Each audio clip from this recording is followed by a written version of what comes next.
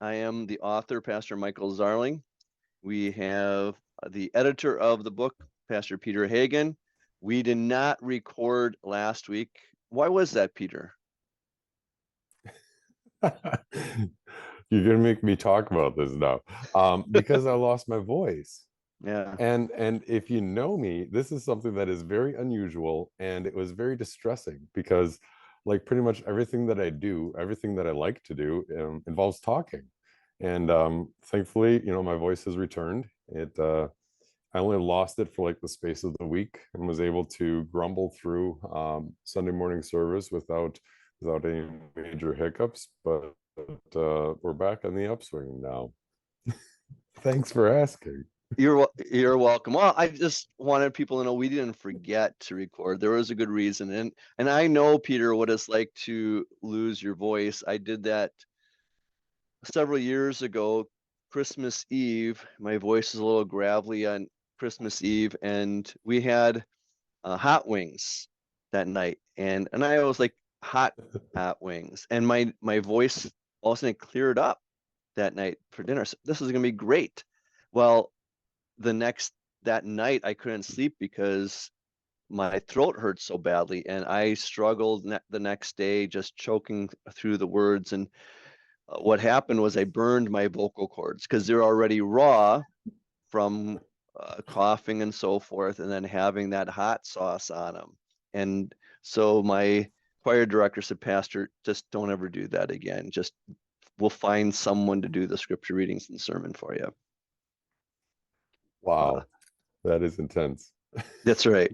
So getting into the last few pages of chapter 2, we're looking at pages 39 and following, the mark of the beast.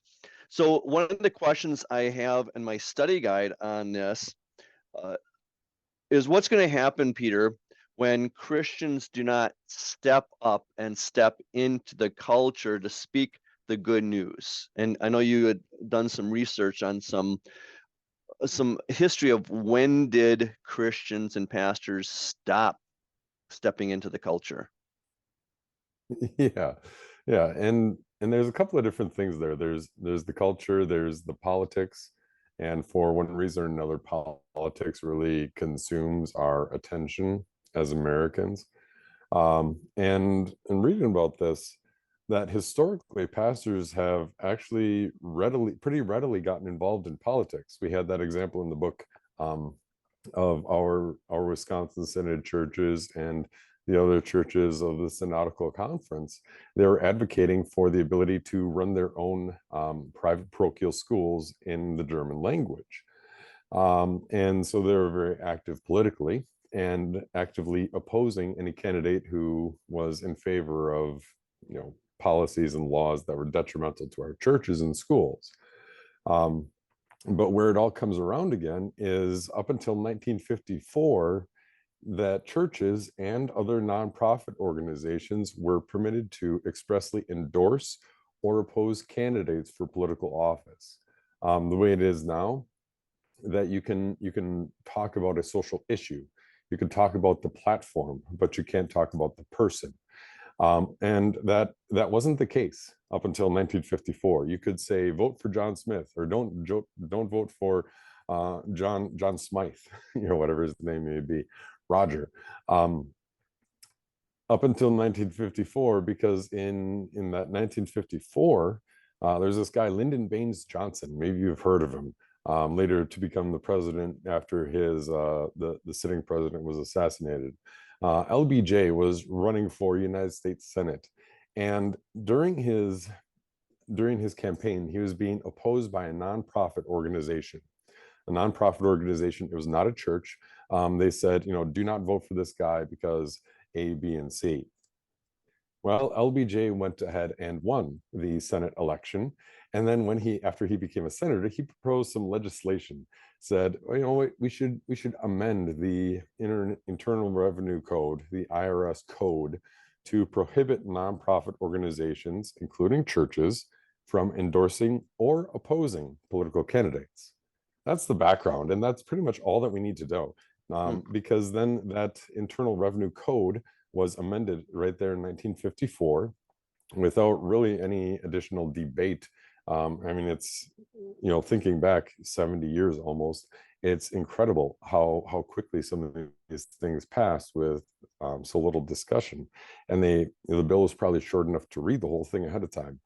Um, so they passed this in 1954 without any discussion on how this would affect churches and how it would affect or influence or interact with the First Amendment, which is another big issue, which opens up a whole nother can of worms here in the modern day. So this Internal Revenue Code now expressly prohibits churches and other nonprofit organizations from directly endorsing or opposing political candidates. You can't say, vote for Mayor Wade because he's our mayor here in Toledo, or vote against Mayor Wade. As a church, you can't say that, even if a church has a vested interest in one candidate or the other, or one candidate or the other is more in line with the church's beliefs. According to the IRS legal code, they can't say that because the IRS has the threat of removing a tax-exempt letter ruling, which is different from the tax-exempt status. So the panic button that everybody hits is, oh no, I can't mention President Trump or President Obama or President Bush or President Biden. I can't mention any of these guys because we're going to lose our tax-exempt status. That has never happened. In 1992, there was one church that took out a full-page ad in the USA Today, which was a big deal in 1992, I suppose. A full-page ad saying, "Don't vote for Bill Clinton because A, B, and C." They lost their tax-exempt letter ruling, but they did not lose their actual tax-exempt status. And where that comes into play is that if a church loses its tax-exempt status, then that is, in effect, the government using the ability of taxation to limit the speech and to limit the religious gatherings of a particular congregation. Because then what is taxed isn't just payroll. It's all the properties, it's all of the grounds, it's all of that value, and to the degree of thousands upon thousands of dollars a year, and very quickly a church would lose its ability to act. So it all changed in 1954. Another day we'll talk about the Citizens United Supreme Court case. But if you want to look that up on SCOTUS blog, there's our plug for today. That one is also very influential. But the big idea here is 1954, LBJ proposed, we shouldn't let nonprofits, 501c3, 501c4, make any political endorsements, because he had a bee in his 10-gallon hat about being opposed by this group of people who are running their own nonprofit. But in the last 70 years, we haven't had any actual revoking of tax-exempt status. But then, the Citizens United case and Lois Lerner as head of the IRS in the last couple of years, that would probably bring in some new updates to this tangled web of trying to understand how does a church make a clear proclamation in the culture. That was maybe more than we wanted, but it's a good start. Yeah, and I'd be interested if any of our listeners, let us know if you do go to the SCOTUS blog. That would be interesting if someone does besides Peter. But get two hits. Yeah. You referenced something I bring up later on the doctrine of resistance, and in chapter 5 of the book, and you talked about the Bennett law, and we'll talk about that later on. But since you referenced that, there's one instance I did not put in the book where we, as a Wisconsin Synod church body, also resisted and opposed as a church and a church body, and that was with World War I. And it wasn't just church members, it was pastors, it was our then DMLC, Dr. Martin Luther College in New Ulm, Minnesota, and our seminary, Wisconsin Lutheran Seminary in Mequon, Wisconsin, that there were professors at both synodical schools that loudly proclaimed that getting into the First World War was wrong. And it talked about in the paper I read that there were government agents who were following around at least one of our DMLC professors because he was so outspoken on this. And I would encourage people, if you're really interested in that, after you finish the SCOTUS blog, you can look up The War to End All Germans, Wisconsin Synod Lutherans in the First World War. That's by Stephen Gergel. So it was his, I think that was his senior thesis paper, master thesis at the seminary. And that's where I got that story from about World War I, and also I included the story then about the Bennett Law that we'll talk about when we get to chapter 5. But Peter and I bring these instances up to say it is not historically wrong in the church for Christians and Christian leaders like pastors, professors, and so forth to oppose, to be pastors and be like a John the Baptist or an Elijah and call out those leaders in the government. It's only in the last few decades that that's become kind of the doctrine of our church and church bodies, right? Yeah, and I guess here's my question for you, that you are slightly older than me. From your perspective, slightly from your perspective, have people always been this devoted to a particular candidate or party or platform, or has it gotten worse in the last, what was the kind of tipping point and change point and all that? Yeah, Because then my I question, we talked about the first commandment in the large catechism on this past Sunday in Bible class, and talking about when we have a God, we're looking to that thing to provide for us what only God can provide for us. And it's difficult to talk about these policies and these platforms without getting into politicians. And then as a pastor, you're like, well, I don't want to totally offend you because I want you to hear about Jesus and I want you to receive the sacrament here. So the question then is, it makes it a little bit stickier for the pastor when things change. A sport my team colors. yeah, that's a great question. I don't know my history well enough, and I wasn't paying attention to that so much. But you're right that oftentimes if we're going to oppose something or promote something in the culture and it's going to tie into politics, it's often going to be tied specifically to one candidate or another. Uh, I know I always encourage people to go on to Facebook and Twitter, now X, and to read excerpts from my book. And I had someone this week that has gotten onto my Facebook post and really just started hammering me. And both my wife and I figured out this is a troll because this person does not have a profile picture, doesn't have any comments, uh, any friends, and so forth on Facebook. But uh, I did not really engage this person the first time, but then this person came back and I did engage this one just because I didn't want to leave whatever he or she is saying out there to be the last word. And I bring it up here because uh, the last post from yesterday talked about the difference between a, an amoral society and an unmoral society, or immoral. Immoral is we know what's right and wrong, but we choose to do what's wrong. Amoral means we have no morality. And she right away took it to January 6th and to uh, President Trump and so forth. And I just said, I'm not talking about one candidate or another. I'm saying as a society, I said, at the end of it, the last election, in my viewpoint, we had a choice between two very amoral and immoral candidates in Biden and Trump. Why?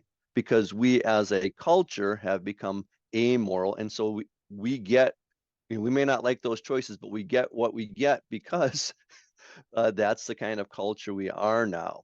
But I think that's the way we have to approach it as pastors in Bible classes and sermons. Say, I'm not talking about a candidate. Because really, both parties, Democrats and Republicans, they're really the same. I heard someone describe it as they're just two different wings of the same bird, or two different wings of the same airplane. We're going to the same place. It's just one is going there slower than the other.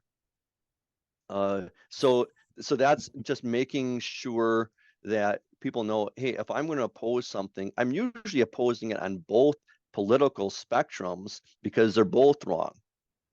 But we just have to make it clear on that we're not talking about one politician or another. But the whole point of you and I talking about this is we shouldn't be afraid to talk about this, because we should be opposing the beast out of the sea.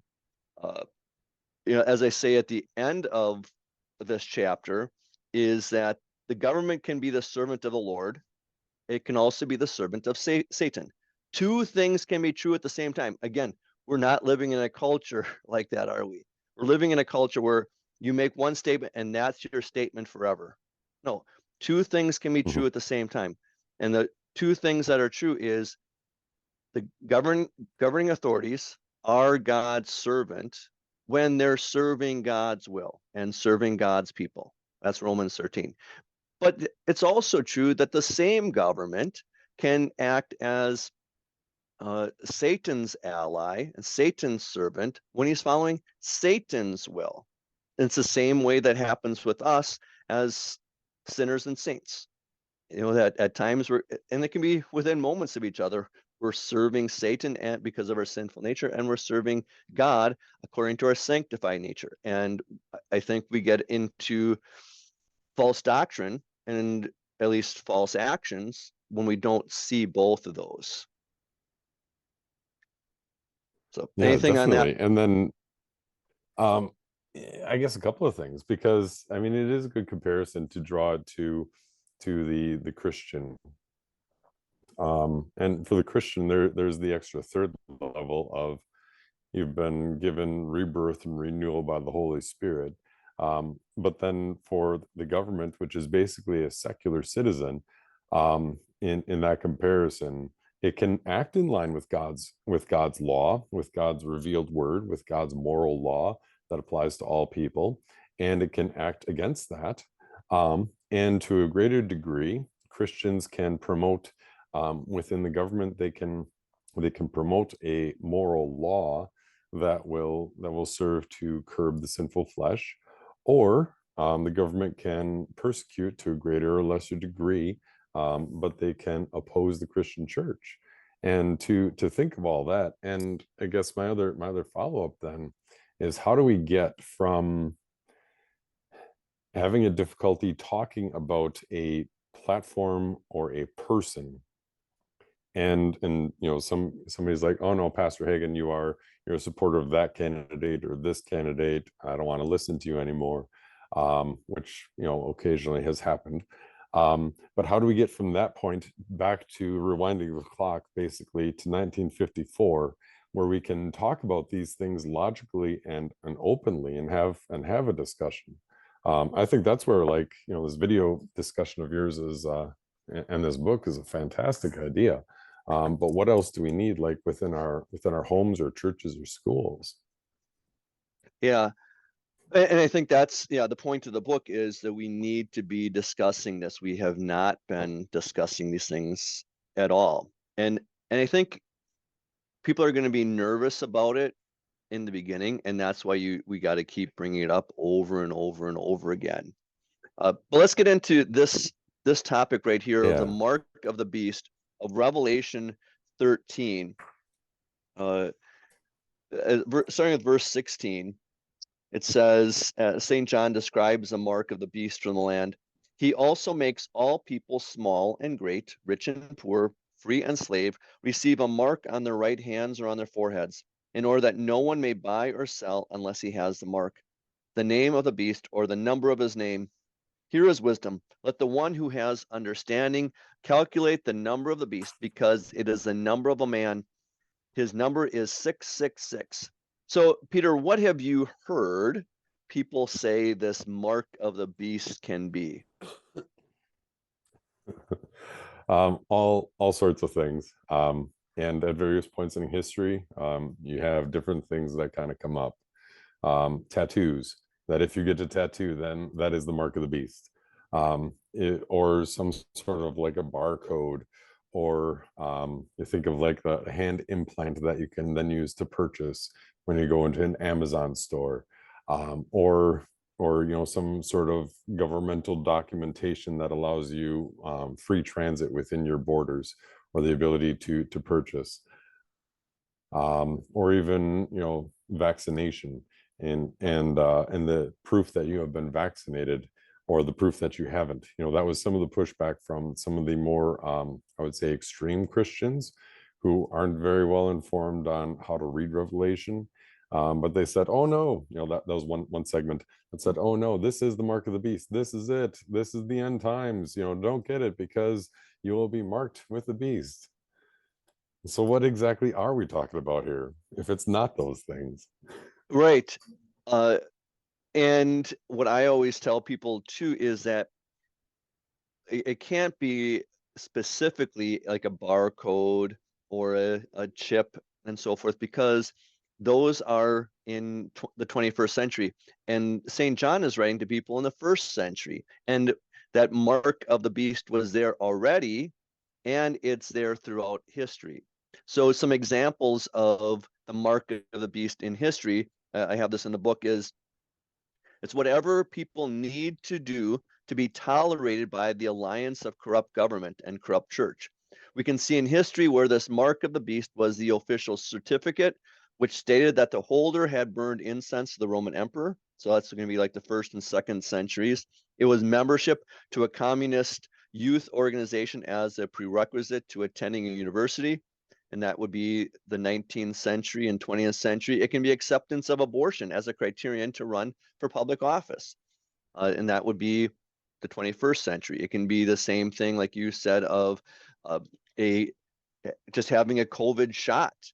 That I know a lot of the military were kicked out of the military because they refused that shot, or nurses and police officers and other workers who refused it. And if it was on Christian grounds, then that would be the mark of the beast. So there's anything that would uh, keep them away from the marketplace. I think you have some examples too of other examples. Yeah, as far as because when we think about this, the primary thing we're thinking about is the government using its authority to restrict, and then compelling obedience in order to be accepted. And we're not just talking about the free exercise or free transit within, or the free enterprise system that we have. We're talking about the government using its authority to kind of imprint itself on your life in order for you to carry out your daily actions. I didn't have any other examples that kind of come to mind. Well, I've got two other ones. One would be this is just from the last 2 weeks in news stories. One is Lizzie Marbach, who was reprimanded by her Ohio Republican congressman because of a tweet. He said that she was bigoted. This was the tweet: "There is no hope for any of us outside of having faith in Jesus Christ alone." And then she eventually got fired from her job in a pro-life clinic that this Republican congressman's wife was in charge of. So there is someone that, at least the way it looks on the outside, that because she held up her faith in Jesus Christ, the seal of Christ in baptism, that's Revelation 14, and did not have the mark of the beast of unbelief, she was fired. Mm-hmm. Or another example that you and I had talked about this past week was that of Catholics Mike and Kitty Burke, who were denied right to be foster parents because they would not, this is a quote, would not be affirming to a child who identified as LGBTQIA. So they would be a great foster couple, an ideal couple in the past, but now the adoption and foster agencies would rather have gay couples and so forth, single men, single women, and so forth, rather than a conservative, Bible believing Christian couple. They do not have the mark of the beast on them, so they are outside of the commerce, and even the commerce, if you want to call it that, of being able to open up their homes to children. Yeah, and I would add one more. Now that we're thinking about this a little bit more, that I've previously served in Ottawa, Ontario, which is the capital of Canada, and then in Minnesota, and now here in Toledo, and in all these places, I've encountered actually a large number of people, friends and sometimes church members, who have worked in various levels of government, various avenues of government, whether it was military or something more administrative. And to a person, they all, there have been at least four people who came to me and just talked a little bit about some of the new training that they had to undergo, like a sensitivity training kind of a thing. And I'm all for being sensitive to somebody else's plight or somebody else's, mental and emotional state. But their issue was, Pastor, I like my job, but I don't want to get another promotion, because then it means I not only have to attend, but I have to sign off that I affirm this and that I have an action plan for implementing it. And that is a switch. That is a fine line between saying, okay, here is some basic training about sensitivity to another person's wants, needs, desires, and thoughts, as opposed to, now, if you want to get promoted, if you want to have the authority that your skills would be suited for, then you not only have to affirm what you heard, that this person who was born as a male wants to dress himself and present himself as a female, or whatever the case may be. You not only have to affirm that, but then you have to submit an action plan, and we have to approve it before you're going to get that. And actually, what came to mind was Albert Mohler, president of Southern Baptist Convention, I think, and a seminary in the Southern Baptist Convention. But he has a Monday through Friday podcast called The Briefing, and he talked about that a little bit as well, because he had heard from a number of people who had reached out to him and said, what, I'll go through the training, and I'll take the day of time on the clock to understand what somebody else's thoughts and feelings are.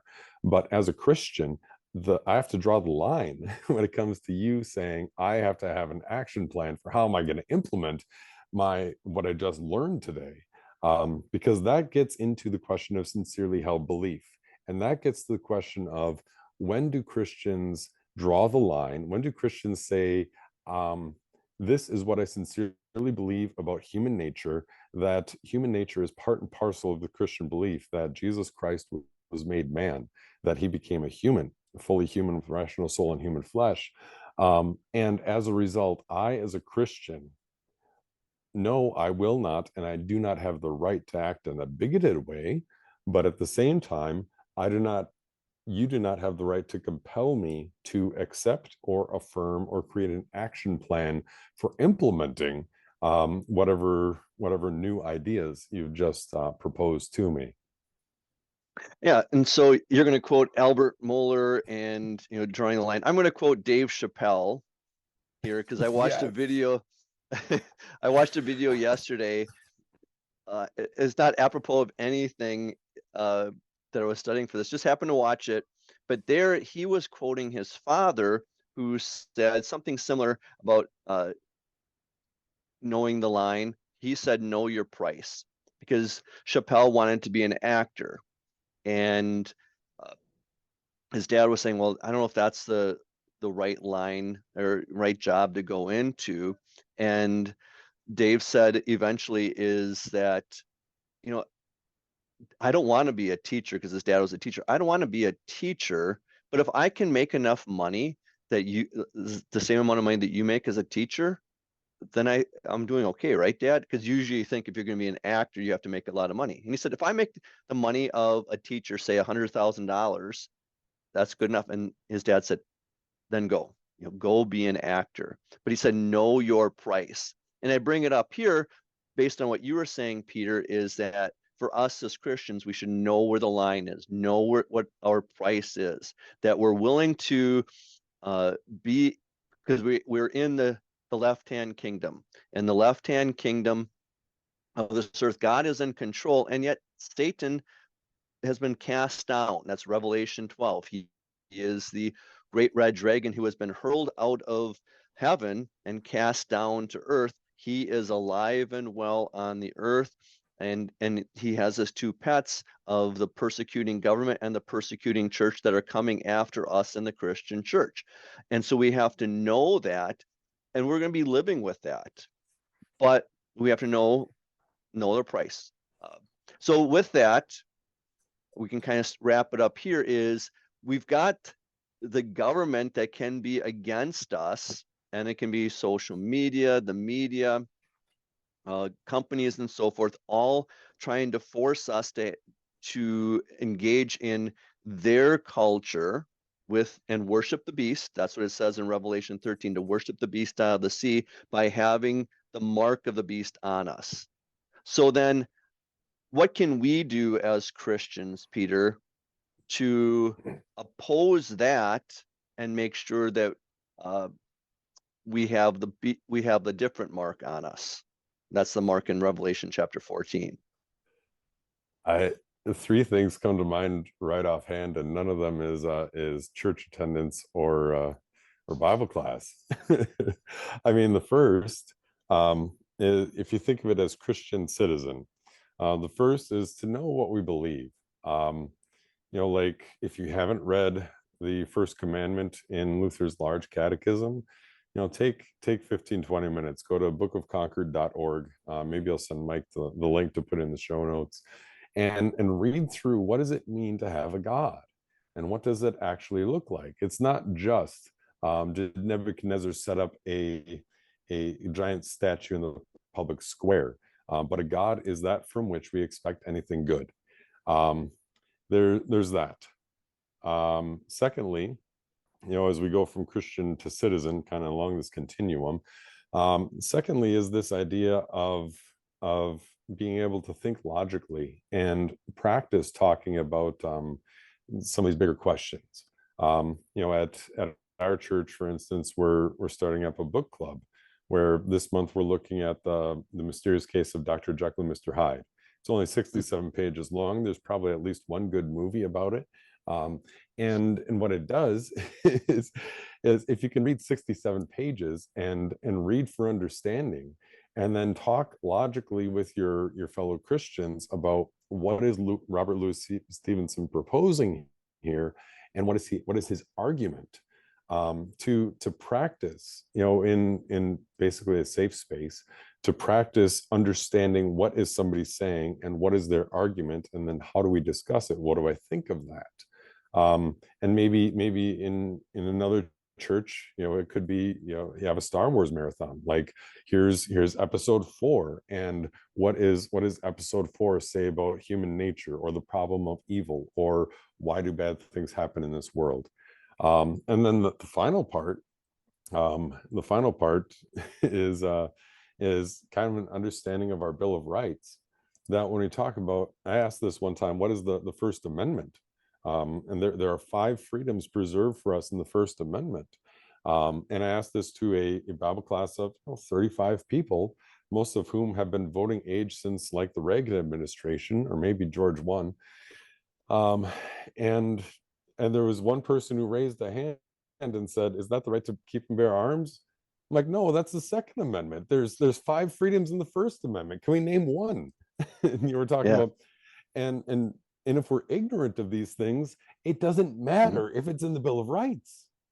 And if we're ignorant of these things, we'll say, "Oh, yes, I'll just go along and have I'll affirm what you're saying, and here's my action plan, rather than saying, I do not have the right under the law to discriminate. As a Christian, I do not want to discriminate, but at the same time, it is part of my sincerely held belief that you cannot compel this on me, because this is my religious freedom. And so please go ahead and fire me, because that is just a cakewalk for the right lawyer. And you'll get yourself in a heap deep of trouble. Yeah. And so I mean, my answer there was Book of Concord, good literature and good movies, and the Bill of Rights. All And right. none of that was probably thinking of. No, that's good. I was thinking of Revelation 14, which is there it talks about in verse 1 that God sees, or St. John sees all of these people, these saints that have a seal on their foreheads, which is baptism. And with all of the things that you're talking about, I think the first thing before all of those then is remembering our baptism. When did we have a seal placed on our heads? It was when we were brought to the font, or maybe in the hospital or home, whenever our pastor or parents poured water over our head and into our hearts, and then the pastor made the sign of the cross over head and heart to mark us as a redeemed child of Christ. And I like telling the story here with Revelation 14. I remember years ago going to the prison here in our area and visiting Tyler. Tyler had been baptized and confirmed at our congregation, but he he obviously got in a lot of trouble that he was in prison. And one of the things he did was get involved in drugs. And then to get involved in drugs, he stole from people, stealing even from his grandmother, who loved him and supported him through everything, and who asked me then to go visit Tyler. Well, I went and visited him in the prison in the kitchen, and Tyler confessed that he was not a good person. And he said that after his confirmation, he grew to hate God. He hated God so much that he got involved in Satanism. And he got so involved in Satanism that he had the mark of the beast, 666, tattooed on his heart. And that's when he started crying. He goes, Pastor, what can I do? I don't want to be involved in Satanism anymore. And that's when I told him, and I read from Revelation 14. I said, Tyler, you've been baptized. You've had the seal of the Holy Spirit put on your head and on your heart. Even though you can't see it, God sees it. And that seal of baptism is more important than some ink on your chest. And then he cried again. But that's what we need to do, is understand we may be ostracized from commerce because we do not have the mark of the beast. But that's okay. We have a better mark on us, which is the seal of our baptism. When we go back to our baptism, that even though we may not be a part of different activities in our world because we're ostracized, we're a part of a larger kingdom, of a family of believers. But then that's where we lead into what you were saying, Peter, to defend that right of what we have placed on us, to do all of those things. And the big thing is, you're right, we don't know the formula of Concord. We don't know our Lutheran confessions. We don't know our scriptures. So know those first of all, and then know what our American laws are and what freedoms we have, and then to protect those things. Anything else you want to Yeah, bring up with that? yeah. I guess my other one of my favorite chapters, probably my favorite chapter in all of Scripture, is Romans 6, and and and that it's good to be reading these things, but to think about what does it mean to know something by heart. Like, pick up your favorite Bible translation, and either what you've known for 30 years or what you plan on using for the next 30 years, and memorize it. Maybe start in Romans 6. It's only like 25 verses long. It's not that long. And in the space of, a month or maybe 5 weeks, you could remember the whole thing. And that ability to have it in your mind, near at hand, and to know it by heart is and to memorize, here's what God says about what he has done through holy baptism for me. And then it's still intimidating to live in a world that, as a follower of Jesus, when they crucified him, but it's encouraging to say this is the power of the resurrection, that Jesus has raised himself from the dead and they can't rebury him. And Jesus has made me victorious with him. Yeah. And then to understand, as terrifying and as terrible as it is, with the great red dragon hurled down to earth and the two beasts as his pets tormenting and tempting us, I bring up a couple of verses in the end of the chapter on page 41, Daniel 7, verse 14. All peoples, nations, and languages will worship him, being the Son of Man, Jesus Christ. We're going to hear in our gospel lesson for this Sunday of Jesus asking his disciples, who do people say that I am? And Peter says, you are the Christ, the Son of the living God. Jesus is the Son of Man. That Son of Man term comes from Daniel particularly. And then also a good Bible verse to remember. Therefore, God also highly exalted Christ and gave him the name that is above every name, so that at the name of Jesus, every knee will bow in heaven and on earth and under the earth, and every tongue confess that Jesus Christ is Lord, to the glory of God the Father. And that's for us as Christians. We understand Jesus is in control, but this is also referring to all of those who oppose us, who belong to those two beasts. They too, on the last day, they will have to acknowledge Jesus as Lord, not as Savior, but as Lord, before they're cast into hell if they're unbelievers, where we're welcomed into heaven as believers. Anything else on that? I think that that wraps up the chapter. All right. So a couple of things that I wanted to do then is I've got one more book review. This is from Barnes and Noble. This one says on the book, it's five out of 5 stars. Superb treatment of a timely subject.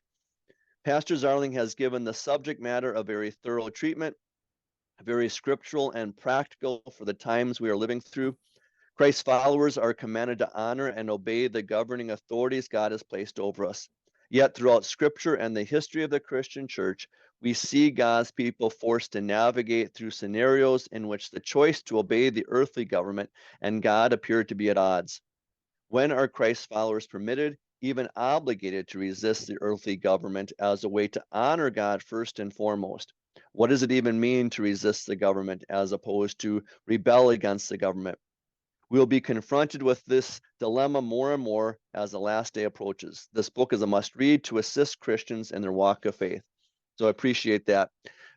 Also, that's on Barnes & Noble, and you can buy the book on Barnes & Noble, but it's going to be about $29 there.